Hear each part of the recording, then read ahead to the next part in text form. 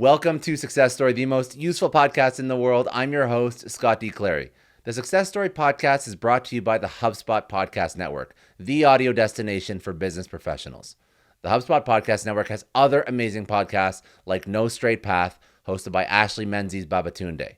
Now, by shedding light on the stories behind the shiny resumes, social media highlights, and job titles, No Straight Path aims to humanize success from the millennial perspective. Featuring guests from all walks of life, No Straight Path aims to inspire conversations around the nuanced perspectives of success. Now, if some of these topics hit home, you're going to love this show. Success is all about maximizing happiness. An interview with Esther Agbaji about finding your voice. Success is communal with Yvonne Doc Aswad. Now, if these topics are interesting to you, make sure to check out No Straight Path wherever you listen to your podcast. Today, my guest is Dean Karnazes, also known as the Ultramarathon Man or quote-unquote the perfect human. He popularized ultramarathons with his book, Ultramarathon Man, Confessions of an All-Night Runner. He once ran 50 marathons in 50 states in 50 consecutive days, and he has run 350 continuous miles. He is a recipient of the President's Council on Sports, Fitness, and Nutrition Lifetime Achievement Award and one of Time Magazine's 100 Most Influential People in the World. He's a New York Times bestselling author, and his latest book is called A Runner's High. He's also an entrepreneur and investor and serves on the board of several startups, including NIX Biosensors, Outfit, and Speedland. Now, we spoke about personal health and well-being, pushing through barriers and walls, mental state, performance, as well as how to achieve optimal human performance and flow state.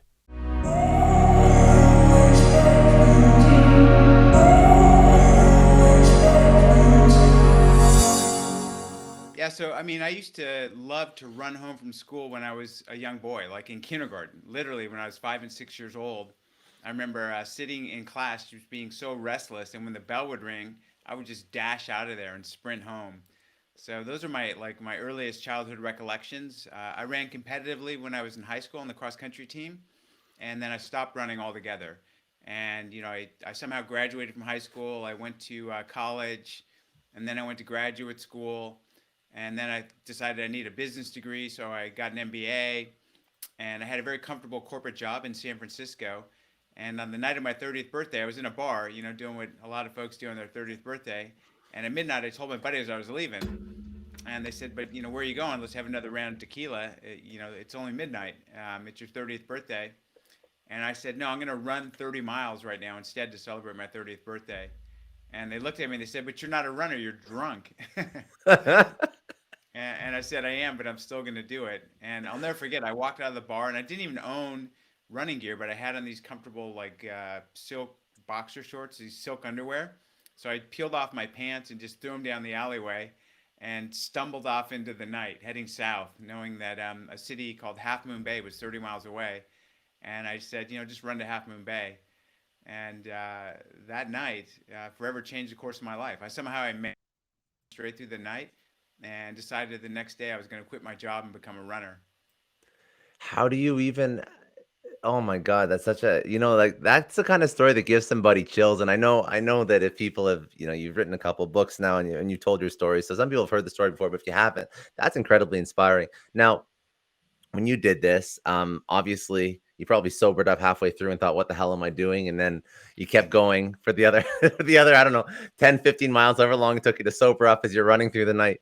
But what, what do you think, what do you think is that driver? What do you think, is it your mindset that allows you to just do this stuff? Because that's not normal. It's not normal. No one ever would say that's a normal thing for somebody to do. I- You know, Being in business was not normal to me. It just wasn't. It wasn't Gotcha. me. Even though I went and got a business degree and I was making a lot of money, I had great stock options, all of that stuff. I just wasn't happy, and I wasn't fulfilled. And I just thought at 30 years old, you're either going to stick to this job, and end up being really out of shape, turning 50 and being really out Yeah. of shape, maybe being wealthy and driving a red sports car, but being completely unfulfilled with your life, or you're going to do what you really love. And what I really love is adventure. And, running is part of that. I mean, running, I think, is the means for adventure. But if you look at the way I approach running, it's not necessarily traditional. Like when you think of a runner, you think of someone who goes to races, running around a track. I'm just not that guy. I mean, I'm the guy who goes and runs 100 miles through the mountains, through the wilderness, and runs across the Sahara Desert, runs a marathon to the South Pole. So to me, it was all about adventure and doing what I really loved. Dude, that's awesome. And the next day when you quit that job, what's the what's the what's the first version of Dean as like running as a profession? Because now you're right, and I want you to walk through some of the stuff that you've done in your running career.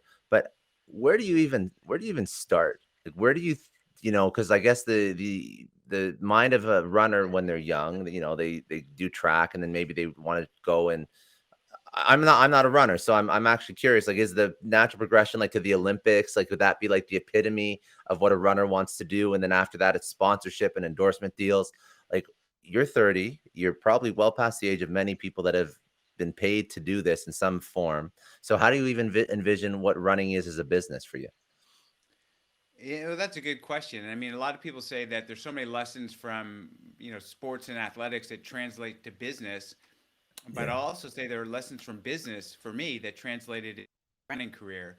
So I thought, to your point, you don't these races on the track. You're 30 years old, so you're never going to be that competitive, with younger folks in shorter distant races. And the race you love to do, there's no prize money. You get a belt buckle if you finish, if you're lucky enough to finish, because not everyone does finish. So how do you pay the bills, right? How do you keep the lights Yeah. on? So I thought, okay, well, you need to work with sponsors. So I started Yeah. working with some sponsors. I started giving some keynote talks, to corporations. So built up a little practice there. I've written 5 books now. So through book sales and royalties and all of that, there's some flow. And Yeah. also, I was starting to get a lot of products like sent to me. Like you wouldn't believe the things that show up on my doorstep. And a lot of this stuff is just garbage, honestly. But some of it's pretty interesting. So when I come across something interesting, I contact the company and say, hey, one, are you looking for any potential, investment, angel investment? And two, would you be willing to put me on your board and I could Right. company? And that way, I've got probably probably close to a dozen companies right now that I'm working with, where I'm actually an investor. So company, and some Yeah. of them have had liquidity events. Others are looking really promising. So that's another way I've kind of pieced things together.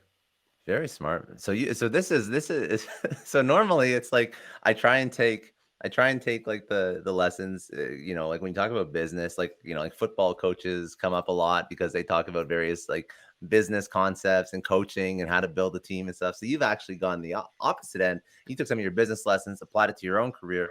That's incredible. Now I want to I still want to focus on some of the incredible stuff that you've done. So you start this career as a runner.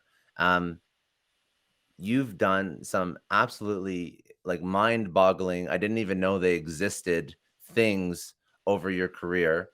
How do you decide what to go, like when you run across the when you run to when you're doing these 50 marathons in 50 days, like all these different things that you've done, like all these milestones that you've achieved, and I have a list of them here, but how do you even choose what to do next? How do you decide this is the next incredible human feat that I don't even know? Are these things that people have done before? Or are these things that you're just doing that just seem like insane things that nobody's ever attempted before that you just want to tackle head on? Where's your head at when you choose these? Yeah, I mean, I just look for the most outrageous kind of adventure possible and say, can it be done? I heard a guy speaking at the Boston Marathon, for instance, and he Yeah. was talking about being a member of the 50 state club. And he said, there's marathons in all of the 50 states, and if you run a marathon in each one, you get to be a member of this club. And I asked him how long it took him to do it, and he said it took about 8.5 years. And I thought, I don't know if I'll be alive in 8. So it'd be impossible. Like a lot of people say, I can't even get out of bed the next morning after running one marathon. How can you possibly run 50 marathons in 50 days let alone in all of the 50 states. So all the travel involved. And I thought it just an amazing adventure. And, the only way to find out if it's possible is to try it. So that's how, that one came about. When I once ran 350 miles continuously. And I just Yeah. thought, how Without far can you sleep? go? Without Well, it sleep? was 3 nights without sleep. I should qualify that. I actually, on the third night, I woke up in the middle of the road, and I kind of meandered back over the shoulder, and it happened again. Sleep running. So people say, "Did you Jeez. sleep?" And I'm like, I mean, I didn't stop and sleep, but I kind of slept while I was running. But I just want to see. That's incredible, man. And do you think that when you take these things on, do you think like it's more like a mindset or a physical training or a combination of both that really allows you to achieve some of of some of this stuff? Yeah, there's a race that I do. It's called the Western States 100, and I think there's a saying with it up pretty well. You run the first 50 miles with your legs and the next 50 miles with your mind. I just want to take a second and thank the sponsor of today's episode, Trends. Now, looking to start a business but you're not sure where to start? Trends can help. The Trends community tells you the next big thing months before everyone else. Sign up to Trends to get analyst vetted business ideas and market trend reports delivered straight to your inbox weekly. Plus, you'll get instant access to online training events and an active community of over 16,000 business owners, investors, and entrepreneurs. Backed by HubSpot and The Hustle, Trends provides you with the tools to help build and grow your business. What are you waiting for? Get a 7-day trial of Trends for only $1 at trends.co/MFM. So, after this success, you've achieved milestone after milestone after milestone. So, what gets you out of bed in the morning now? What gets you excited? Because now you're doing things that, like, you've already done the craziest shit that you could possibly ever do. Run to the South Pole, you run across deserts, sleep run. So, what gets you excited now? More crazy shit. I mean, I was saying before the interview, I just got back from a month-long trip to Australia. Yeah. So I ran with a group of 4 people, 1,000 miles across Australia. I'm leaving on Friday in a couple days to go to Greece for 5 weeks to do some filming and some more racing, to run 10 marathons in 10 days at one location. And those are the short-term plans. The long-term plan is to run from the lowest point on Earth to the highest point on Earth. So to run from the Dead Sea to the top of Mount Everest, and that is hopefully going to happen in 2023. You've had a lot of stuff pushed off, I'm assuming because of COVID, I guess. But even like, even when I saw you on Instagram, this is actually a good point. This is like, again, it's about that mindset. Like it's about like it doesn't matter what happens to you, you're pushing through it because on your Instagram, when we were first thinking up about this podcast, you're doing like the most crazy hotel workouts I've ever seen. I can't even remember what they were now, but it's like, my God, that guy's dedicated. Like I'm somebody who also likes working out when I'm on vacation and I use hotel gyms and whatnot.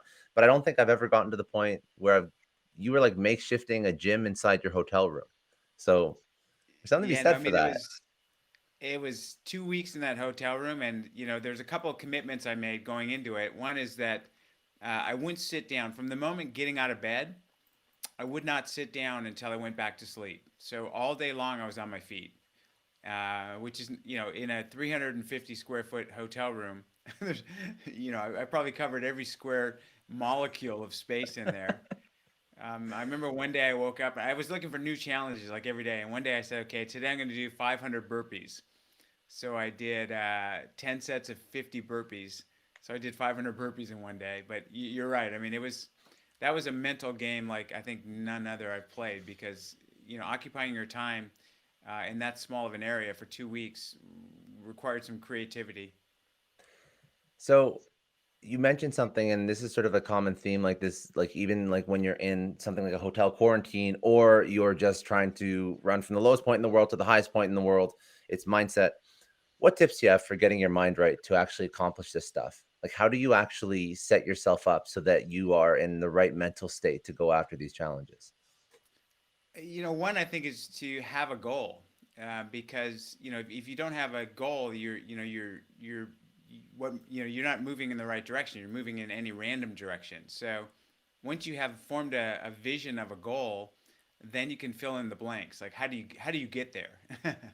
How do you achieve what you want to set out to do? And to me, it all starts with having that goal. And the back end work is largely about problem solving, because inevitably when you try to do some of these adventures that I've done, it's how do you run 50 marathons in 50 states in 50 days? There's a shitload of logistics. So how do Hmm. you do the logistics? So I worked with an agency that coordinates the Olympic torch run across the U.S., and I had them do all the logistics because they're experts at logistics and planning. How do you fund this whole thing? Well, I partnered with a company called the North Face, and we built a deck and we pitched it to other outside sponsors, like Toyota sponsored it, and Nature's Path and Timex watches. So it's all about problem solving, but it starts with having this kind of, this term gets thrown around a bit, a BHAG, a big, hairy, audacious goal, and then working backwards from there, kind of reverse engineering into it. And you do that with every, so that's such a powerful, it's such a powerful process, because you do that with something as physically grueling as this, but this could be applied to quite literally anything you want to achieve in your life. Do you apply that same mindset when you're going on like another business venture? I'm assuming if you can absolutely kill an incredible athletic endeavor, like launching a book now or writing another book seems like way less scary, because you know the mindset that it's going to take to achieve that thing. Yeah, it's 1% inspiration, 99% perspiration.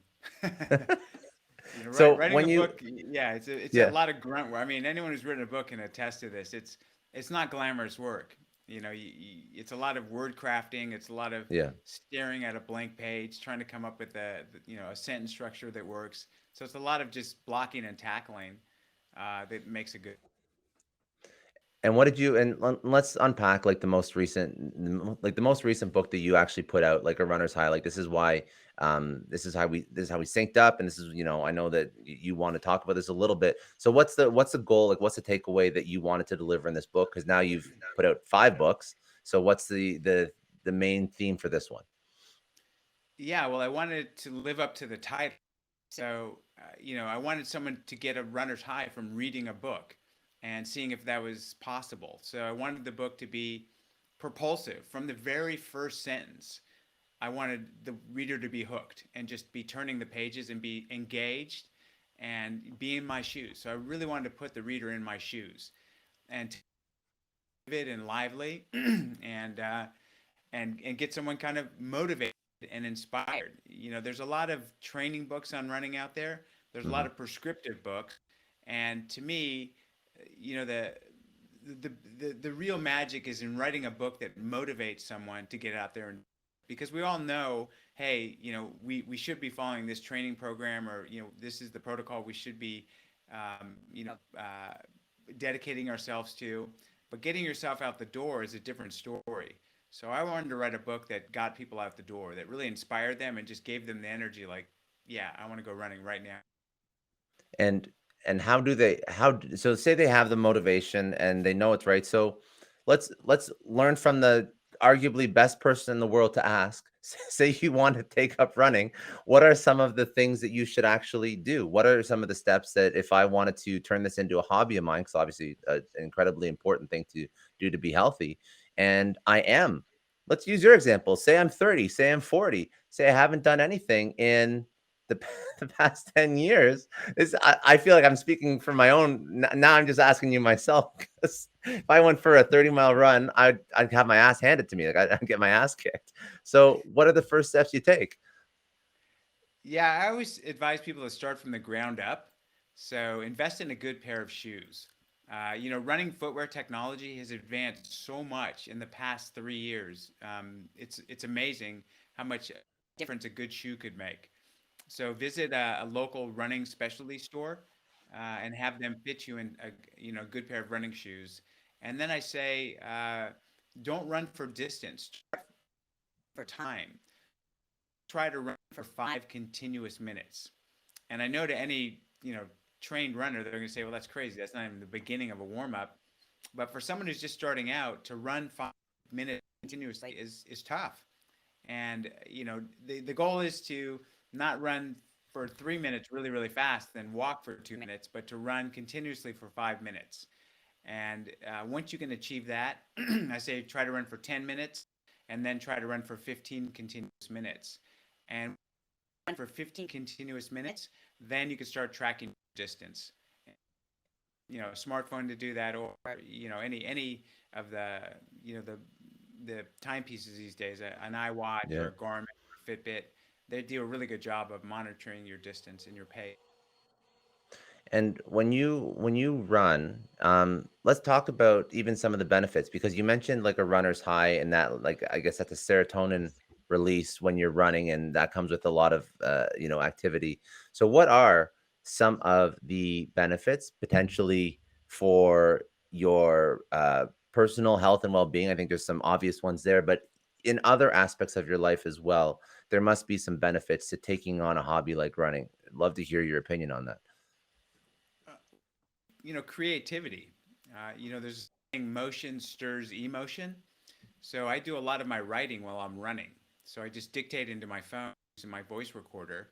And when you're running, you have some of your clearest thoughts. It's the one time where I'm just not bombarded with continual noise, be it advertisements or Twitter feeds. When I go run, I think for myself. So I do a lot of writing while I'm running. The other thing is that your sleep quality improves. I think your interpersonal relationships improve as well.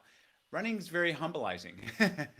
Yeah, yeah. It definitely puts you in your place. So it keeps you humble, it keeps you grounded, and everything else you just said about physiologically, the changes in a runner are all very positive. So there really, to me, there are no downsides to running. People say, "Wow, what about my back and what about my joints?" But many, many studies have documented that running is actually good for these things. People are in better physical condition because of running, not worse physical condition. And one other, so when you run, okay, so we're just to sort of summarize, you're making sure you have the right equipment. You're starting so that you can maintain some sort of continuous pace, and then the benefits psychologically, physiologically are there for sure. And I'm just curious about that point when you said you have your clearest thoughts when you're running. Do you know if there's, because I've actually experienced this before myself when I've worked out or whatnot, and I'm just curious if you, is there a science behind why that is, why you think clearer, why you think better perhaps when you're doing physical activity? There's a lot of theories around it, and I think the most recent theory that is coming to vogue is that it's something called endocannabinoids, and Really? cannabinoids Okay. are, yeah, just how they sound. So Yeah. they've taken runners and they've given them a drug that basically blocks endorphins, because they thought a runner's high was from endorphins. So these runners would go running and they'd take a drug that blocked endorphins, and they'd high. And they found that we have cannabinoids that we produce that are just like cannabis, like CBD, and they're in much higher levels in a runner than a layperson. So I think that probably has something to do with it chemically. Interesting. So And that I they just want, yeah, theorize that could be for yeah, numbing the pain. yeah. You secrete these things to numb pain. Yeah. When you run, do you feel like you have to be a competitive person to take up running?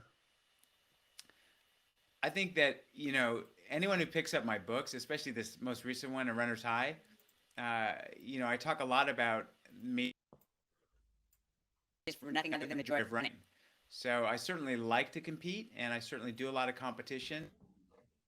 I like to run just for the sake of running itself, just for play. If you can run, if you running as play, as adult play, if you will, it Hmm. takes on a whole new dimension. Yeah, I think that that's an interesting perspective for people that were at one point in their lives competitive, athletic, and they want to understand what to do to maintain like their longevity, their health. And I think that competing against yourself in some regard is therapeutic. It's very important to do, but I think that that's something that people should take away, because I know that you speak about your ability to just be happy with your own self competition, and I think that's something that can actually just like you mentioned before, in your other aspects of your life, like that can help you compete with yourself and push yourself to be better in almost everything. Like, I've only experienced it. I've never been a professional runner, but I've only experienced it through the lens of like weightlifting or sports. But if you compete against yourself and you push yourself and you be better, like apply that mindset to other parts of your life. Yeah, so I think that's a lesson, that something that I think would be applicable in running for sure. And then I'm going to try and dovetail that into life, is when you hit a wall, how do you keep going? Because everybody hits that when they're running for sure, when they just feel like they can't push past. But when you push past, that's when I guess that's the point you're trying to get to, right? Pushing past that wall. Yeah, it's funny. I've really done a lot of kind of introspection on where my head goes when I feel like I can't keep going. So, that might be mile 75 during a 100-mile race, where you've run three-quarters of the race, but you still have 25 miles to go, and you might sit down and think, I can't even I can't even stand up right now. How am I going to run another 25 miles? And what I found is that in those sort of circumstances, what I don't do is think about the finish anymore. I don't think about anything except the current, present moment of time, the here and now. I don't reflect on the past. I just say, be the best you can be in this instant. So get up, just stand up. Start by standing up. Okay, I'm up. Okay, start moving forward. Just put one foot in front of the next. And all I focus on is take your next step to the best of your ability. Okay, take your next step to the best of your ability. I don't think I've still got 25 miles to go. I don't think, in 5 miles there's another aid station. I don't reflect on the past. All I think about is take your next step to the best of your ability. And it takes some discipline to put yourself in the here and now. I mean, our minds are so active, aren't they?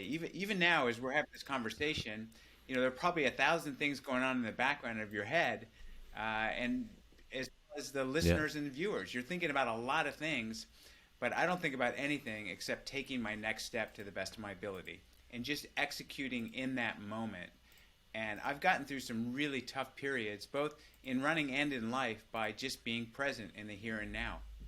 So when you are hitting that wall, you're clear. And how do you clear your mind of everything else? How do you do, like, is it just practice? I'm curious, because you're right. Every time, everything we're doing in life, business, sports, we have like a billion things going on in our life that we can't remove so easily. So how do you do that? It's really takes discipline. It takes just, when your mind starts to wander, consciously pulling your mind back to the here and now. And sometimes I can do this and get into a state of quote unquote flow. It's almost like a Zen like state where I don't have to think about coming back to the here and now. I just am there, and I can be there for 3 or 4 hours and not even have to try. Other times my mind just starts flittering off, and I've got to say, come back to the here and now, come back to the present. And that's why, to me, especially when running, it's just the next footstep. If I can just say, just focus on the next footstep, just the next footstep, that seems to get me back into the present moment of time. I know what I need to do, and that's cover another 25 miles. So there's no need thinking about it more and more. All that needs to happen is I need to execute. And to execute, that means relentless forward progress. Just take that next step. Amazing. Okay, man. I want to finish these off. I want to ask a couple like rapid fire just from your career, just to make sure that people know where to go. So if people want to go connect with you, if they want to go check out the new book, website, social, where should they go? Just Google. Someone told me if you Google Dean, I'm the first person that comes up. So name, and yeah, I've got a website. I'm on social media. For real? Okay, cool. All right. So if anybody, just to make sure if anyone's listening, so Dean, and then so Karnazes, and you'll find all of his stuff. All right. Let's go into a couple rapid fire. So, out of your entire career, uh, biggest challenge you've had in your career, what was Oh, it? you How have did to you overcome re-ask. it? Cutting out now. So I heard something in my career. How did you overcome it? But I didn't hear what it was. Oh, the biggest People challenge you've say, had in your what's career. been the toughest ultramarathon you've ever run? And I would say raising a teenage daughter. Not compared to that. Good, very good. And you're still overcoming it every single day. So I don't think that's you haven't finished yet. Traumatized for life with that one. Yeah. Okay. One person, you have to pick one person. There's been many, but pick one person who's been impactful in your life. Who was it, and what did they teach you? I would say it was my dad. And, what he taught me is that it doesn't matter how many times you get knocked down. What matters most is how many times you get back up. So he was just a very resilient guy, and he gave me that gift of endurance. Amazing. That's a good lesson. A book or a podcast or something that you've read or checked out that you would suggest somebody else go read or listen to. Well, I'm 100% Greek. So if you haven't read Homer, you owe it to yourself. I mean, and that. That's a good one. That's the first time anyone's recommended that on this show, so that's good. Very good. If you could tell your 20-year-old self one thing, what would it be? Don't take yourself so seriously. Have fun. Life is a journey, and enjoy the ride. Good. And then last question, what does success mean to you? Success means being the person that you are.